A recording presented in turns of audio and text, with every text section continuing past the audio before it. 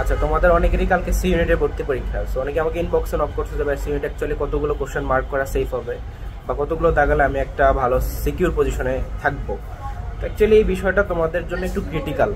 তো আমি একটু সবগুলো জিনিসকেই ভেঙে বোঝানোর ট্রাই করব। যে দেখো, সি ইউনিটে কিন্তু তোমাদের মাত্র 3টা সাবজেক্ট, বাংলা, ইংলিশ আর সাধারণ জ্ঞান, যেখানে মেজরিটি মার্ক থাকতেছে হচ্ছে জিকের উপরে, অর্থাৎ 40টা জিকে মার্ক, এবং তোমার বাংলা ইংলিশ মিলে হচ্ছে 40, 20 করে। তো এখন এই যে কতগুলো তুমি দাগাবা, এটা পুরোটাই নির্ভর করতেছে হচ্ছে তোমার কোশ্চেনের স্ট্যান্ডার্ডের উপরে। যদি কোশ্চেন একটু ইজি থাকে দ্যাট মিনস তুমি বেশি দাগাবা, কাটমার্কসটা অনেক উপরে থাকবে। আর যদি কোশ্চেন একটু স্ট্যান্ডার্ড হয় তখন সেক্ষেত্রে তোমাকে সেইভাবে নেগেটিভ মার্কিং কম রাখার ট্রাই করতে হবে। তো এখানে আবার আরও কিছু বিষয় আছে।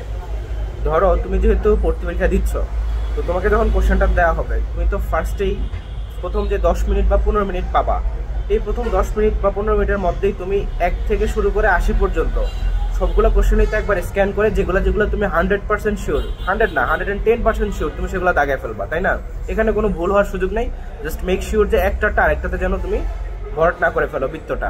অনেক সময় হয় কি, তাড়াহুড়ো করার ক্ষেত্রে একটাটা আরেকটাতে ফিল আপ হয়ে যায়। এটা করা যাবে না, তোমাদের হাতে এনাফ টাইম আছে। এখানে কোনো ম্যাথ নাই, কোনো ধরনের মানে টাফ কিছু নাই, আইকিউ তেমন একটা থাকবে না, আইকিউ হয়তো অল্প একটা থাকতে পারে 4-5টা।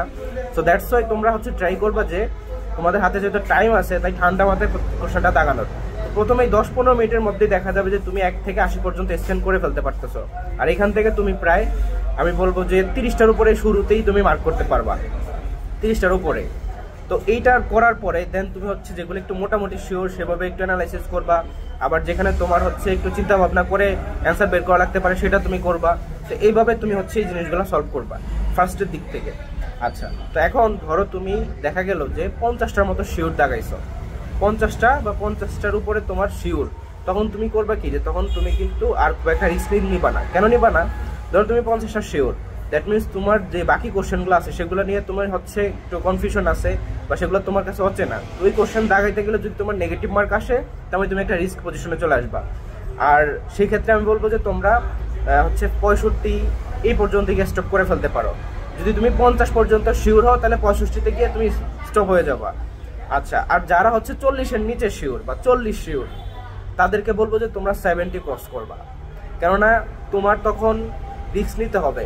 যদি কোশ্চেন ইজি থাকে বলতেছি, তুমি 40 দিয়ে চান্স পাবা না, তোমাকে অবশ্যই 50-এর গড় ক্রস করতে হবে মেরিটে, ভালো মেরিটে থাকতে হলে। তো এটা হচ্ছে গিয়ে ফার্স্ট কথা, যে প্রথমে তুমি স্ক্যান করবা 15 মিনিটের মধ্যে, তারপর হচ্ছে যেগুলো মোটামুটি শিওর সেগুলো দেখাবা। এভাবেই তুমি ডিসিশনটা নিতে পারবা যে আমি কতগুলো অ্যাকচুয়ালি শিওর। আমার যদি মনে হয় যে আমি 50টার মতো শিওর হয়ে গেছি, দ্যাট মিনস আমি আর খুব একটা রিস্ক নিবো না। যেগুলো আমি অ্যানালাইসিস করে বের করতে পারি সেগুলো বের করে তুমি 65 বা নিয়ারলি 70-এর কাছাকাছি যায় তুমি স্টপ করে দিতে পারো। বাট যারা হচ্ছে 40-এর নিচের ঘরে আসো, তাদেরকে বলবো যে তোমরা মানে একটু রিস্ক নিবা। অর্থাৎ ধরো 70 ক্রস করবা, 75, 76, 78-এ গিয়ে তুমি থামবা অ্যাটলিস্ট। আর এখানে কিছু বিষয় আছে, ধরো অনেক কোশ্চেন আমরা দেখি যেগুলো হচ্ছে আমরা মোটামুটি পারি, আবার পড়া আছে, আমাদের পড়া টপিক এখন আমি ইমিডিয়েটলি ভুলে গেছি, ওই কোশ্চেনগুলো তোমরা মার্ক করবা, এগুলোকে ছাড়বা না। আরেকটা হচ্ছে কিছু কোশ্চেন যেটা তুমি কেন আমিও কখনো শুনি নাই, মানে কখনো তোমার ইহ জগতে তুমি বা ইহকাল পরকাল কোনো কালে এগুলো শোনো নাই। তো সেই হিসাবে তুমি কি করবা, ওই কোশ্চেনকে মার্ক করার ট্রাই করবা না। আবার কিছু কোশ্চেন থাকবে যেটা তোমার রিয়েল লাইফ বেসড, যেটা তুমি কখনো দেখো নাই, কিন্তু তুমি হচ্ছে এই টাইপের জিনিসগুলা তুমি রিয়েল লাইফে ফেস করছো, কোথাও না কোথাও এক্সপিরিয়েন্স করছো, সেখান থেকে রিয়েল লাইফ বেসড কোশ্চেন দিছে, তো তোমার কাছে মনে হচ্ছে যে এটা অ্যান্সার হবে, সেটাও তুমি মার্ক করবা। ঠিক আছে? তো তুমি মার্ক করবা না কোনটা, যেটা হচ্ছে একদমই রকেট সায়েন্স, কখনো তুমি দেখো নাই, জানো না, এবং এটা কি টাইপের কোশ্চেন তুমি সেটাও বুঝতেছো না, তখনকে তুমি সেটা স্কিপ করবা। বাট যেগুলো তোমাদের পরিচিত কোশ্চেন বা যেগুলো তোমার পড়া টপিক বাট এখন ভুলে গেছো, সেগুলো কিন্তু মার্ক করবা। তো এইভাবে আমি সবাইকেই বলবো যে একটু বেশি দাগানোর, কেননা জাহাঙ্গীরনগরে নেগেটিভ মার্ক কম, অর্থাৎ 0.20 মার্ক। তো সবারই টার্গেট রাখবা যে একটু বেশি বেশি দাগানোর, কেননা কম দাগে চান্স মিস করার যে একটা আফসোস, তার চেয়ে বরং বেশি দাগে মোটামুটি একটা ভালো পজিশনে থাকা বেটার। ধরো তুমি সাপোজ 10টা তুমি কনফিউশনে দাগাইছো, 10টার মধ্যে কি তোমার 2-3টা হবে না? যদি 3টাও হয়, 10টার জন্য তুমি 3 মার্ক পাচ্ছ, বাকি যে 7টা তুমি ভুল করছো সেটার জন্য তোমার 1 মার্ক আর হচ্ছে তোমার 1.2 1.4 এরকম মার্ক কাটা যাবে। তো 3 মার্ক থেকে 1.4 কাটা গেলে স্টিল তোমার 1.6 প্লাস থাকতেছে। তো আমি এইটাই তোমাদেরকে বোঝানোর ট্রাই করতেছি, একটু রিস্ক নিবা। বাট যারা হচ্ছে 50+ শিওর, মানে ভালো স্টুডেন্ট, যারা অনেক ভালো পরিশ্রম করছো, তাদেরকে বলবো যে একটু ঠান্ডা মাথায় কাজ করবা, কারণ তোমরা আবার রিস্ক নিতে গিয়ে যদি তোমাদের নেগেটিভ মার্ক চলে আসে, তখন একটা প্রবলেম হয়ে যাবে। এই জন্য আমার সাজেশন থাকবে যে সবাই অন অ্যান অ্যাভারেজ একটু বেশি দাগানোর ট্রাই করবা। বাট যারা 50 ক্রস করে ফেলবা শিওর পাবে, তাদেরকে বলবো একটু ঠান্ডা মাথায় যেগুলো সলভ করা যায় সেগুলো সলভ করে তুমি স্টপ করে যাবা, মানে 65 ক্রস করে তুমি স্টপ করে যাবা 70-র কাছাকাছি গিয়ে। খুব একটা রিস্ক না, যেগুলো তোমার কাছে একদম রকেট সায়েন্স ওগুলো দাগিয়ে তুমি নেগেটিভ মার্ক কেন খাবা, এটাই হচ্ছে মেইন বিষয়। তো আই গেস এই জিনিসগুলো তোমরা একটু ফলো করলে হবে। আরেকটা জিনিস খুব ইম্পর্টেন্ট, কোশ্চেন যদি এই আশা করে যাও যে সবই তোমাদের জন্য সহজ হয়ে থাকবে, এটা না। জিকে সহজ হতে পারে তো জিকে সহজ, বাংলা সহজ হতে পারে বাংলা সহজ, তো মনে রাখবা তাইলে ইংলিশ কিন্তু কঠিন হবে। জিকে সহজ, ইংলিশ সহজ, তাহলে বাংলাটা কিন্তু কঠিন হবে। অর্থাৎ কোনো না কোনো সাবজেক্ট তোমাকে একটু স্ট্যান্ডার্ড তারা কোশ্চেন দিবেই, এটা মাস্ট, যে কোনো পরীক্ষাতে এরকম হবেই। সেই জন্য বি প্রিপেয়ার্ড, যে তোমাদের যেইটাতে কঠিন মনে হচ্ছে ওইটাতে টাইম ওয়েস্ট করবা না, বাকি সবগুলো দাগানোর পরে ওইটা দিয়ে আবার অ্যানালাইসিস করবা, যেমন বাকি সব শেষ দিয়ে অ্যানালাইসিস করবা। অনেকের ক্ষেত্রে কিন্তু এরকম এক্সপিরিয়েন্স হয়েছে যে তোমার তারা ওই কঠিন জিনিসটা নিয়ে বসেছিল, পরে যেগুলা তারা পারতো পরের বছর সেগুলা কিন্তু আর তাদের দেখার সুযোগ হয় না টাইম ম্যানেজমেন্টের কারণে। তো যদিও সি ইউনিটে টাইম ম্যানেজমেন্ট নিয়ে প্রবলেম হয় না, কারণ এখানে বাংলা ইংলিশ আর জিকে আছে, কিন্তু ইংলিশের মধ্যে আবার প্যাসেজ আসে, তো সেখানে একটা টাইমের ব্যাপার আছে। তো তোমরা একটু শেষে অ্যান্সার করবা, সেটা ঠান্ডা মাথায় সলভ করবা। জাস্ট সবাইকে বলবো যে কোনো প্যানিক করবা না, নিজেদের প্রিপারেশন যাদের ভালো তারা অবশ্যই ভালো করবা, একটু ট্রাই করবা ঠান্ডা মাথায় সবকিছু মেনটেন করার, কোথাও যেন কোনো ধরনের এরর না হয়ে যায় যে তোমার সেট কোড তুমি ভুল দাগে ফেলছো, বা হচ্ছে তুমি একটা বৃত্ত ভরাট করতে গিয়ে অন্যটাতে ভরাট করে ফেলছো, এই ধরনের জন্য এরর না হয়। তুমি ঠান্ডা মাথায় পরীক্ষাটা দিবা, এনাফ টাইম আছে, দরকার হলে টিচার যিনি গার্ড আছে তাকে তুমি হচ্ছে কিছুক্ষণ পর পর জিজ্ঞেস করতে পারো যে আর কত মিনিট আছে, তারা তোমাকে সেটা বলবে।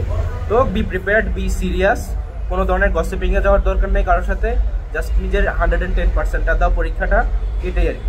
ঠিক আছে, তোমরা ভালো করবো, অনেকেরই ভালো প্রিপারেশন, এত মাস ধরে পরিশ্রম করতেছো, তো আমি চাইতেছি তোমাদের জন্য কোনো ধরনের সিলি মিস্টেকের কারণে তোমাদের এত বড় একটা পরিশ্রম যাতে বৃথা না হয়ে যায়। তো এইটাই আর ভালো করবা সবাই। জাস্ট মেক শিওর যে তুমি কোশ্চেনগুলো শুরুতে একবার স্ক্যান করতেছো যে 1 থেকে 80 পর্যন্ত, কারণ এগুলো তোমার ছাক্কা মার শিওর কোশ্চেন দাগাই ফেলছো। আর এখানে কোনো ধরনের এরর করা যাবে না যে একটা আরেকটাতে একটা তুমি মিলে দেখবা যে 5 নম্বরের গ 5-এর গ মিলে এইভাবে দাগাবা, তারপর 7-এর খ এভাবে মিলে দাগাবা। ঠিক আছে, বাম পাশ থেকে দেখে তারপর এসে বৃত্ত ভরাট করবা, তাহলে তোমার ভুল হওয়ার সুযোগ নাই, এটাই বলতেছি। অ্যান্ড দেন তুমি এভাবে করে আবার অ্যানালাইসিস করে যত সংখ্যক দাগাবা, যারা দেখবা যে 50-এর উপরে শিওর দাগা ফেলছো, তখন তোমরা একটু ঠান্ডা মাথায় যেগুলো তোমার কাছে ফ্যামিলিয়ার মনে হবে সেগুলোই দাগাবা, খুব একটা রিস্ক নিবা না, যে রকেট সায়েন্স জীবনে দেখো হুট করে দাগাই দিচ্ছ এরকম যেন না হয়। আর যারা 40-এর নিচে আসো সাপোজ, তাদেরকে বলবো যে তোমরা একটু রিস্ক নিও। ঠিক আছে, এটাই আর কি। সো আই গেস তোমাদের সবারই প্রিপারেশন যথেষ্ট ভালো। তো লাস্ট এই জিনিসটা আর কি অনেকে আমাকে জিজ্ঞেস করছে, এই জন্য এক্সপ্লেন করলাম। তো সবার উদ্দেশ্যে এটা বলবো যে গুড লাক, তোমাদের একটা ভালো প্রিপারেশন ছিল, এখন এইটাকে ইমপ্লিমেন্ট করার সময়। এই 1 ঘন্টাই তোমাকে হচ্ছে আলটিমেটলি আগামী 4 বছর তুমি কোথায় অবদান করবা, জাহাঙ্গীরনগরে চান্স পাচ্ছ কি পাচ্ছ না, এটা ডিফাইন করবে। সো বি সিরিয়াস, কারোর সাথে কোনো গসিপিংয়ে যাওয়ার দরকার নেই, টাইম মতো চলে আসবা, কোথাও যেন জ্যামে না আটকে যাও যারা দূর থেকে আসবা, এটাই, দ্যাটস অল।